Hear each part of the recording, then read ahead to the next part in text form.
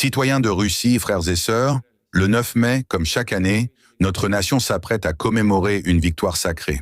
Ce jour-là, il y a 80 ans, nos grands-pères ont écrasé le nazisme au prix de sacrifices incommensurables.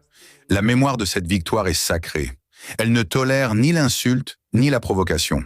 Et pourtant, une nouvelle fois, les forces du chaos, les marionnettes de l'Occident, osent défier la Russie. Le président de l'Ukraine, cet acteur devenu serviteur des intérêts étrangers, annonce avec arrogance une prétendue grande attaque pour le 9 mai. Une attaque pendant notre jour de gloire?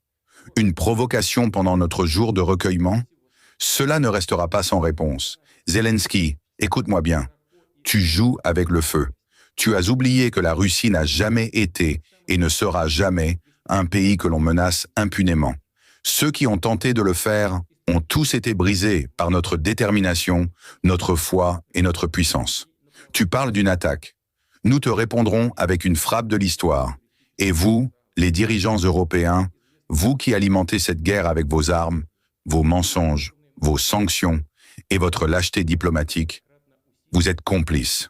Ne croyez pas que vos frontières, vos traités ou vos illusions de paix vous protègent. Vous avez nourri le monstre. Vous avez armé un régime qui bombarde des civils russophones, qui glorifie les collaborateurs de l'Allemagne hitlérienne et qui piétine la mémoire de nos héros. L'OTAN, cette machine rouillée de domination américaine, croit pouvoir encercler la Russie. Elle pense pouvoir nous soumettre, nous isoler, nous affamer. Mais vous avez sous-estimé l'âme russe. Vous avez oublié que notre peuple ne se rend pas. Il endure, il lutte et il vainc. Si une goutte de sang russe est versée le 9 mai, la réponse sera immédiate, brutale et inoubliable. Nous ne limiterons plus nos actions aux zones de combat traditionnelles. Toutes les chaînes logistiques, toutes les bases militaires, toutes les capitales qui soutiennent cette folie seront désormais considérées comme des cibles légitimes. La Russie dispose d'armes que le monde redoute. Nous avons fait preuve de retenue, trop longtemps. Mais cette retenue ne doit pas être interprétée comme de la faiblesse.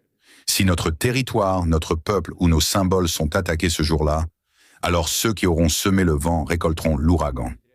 Zelensky, ton théâtre touche à sa fin. Tu as sacrifié ton pays pour les applaudissements de Washington. Tu as transformé l'Ukraine en champ de ruines pour gagner des minutes d'antenne en Occident.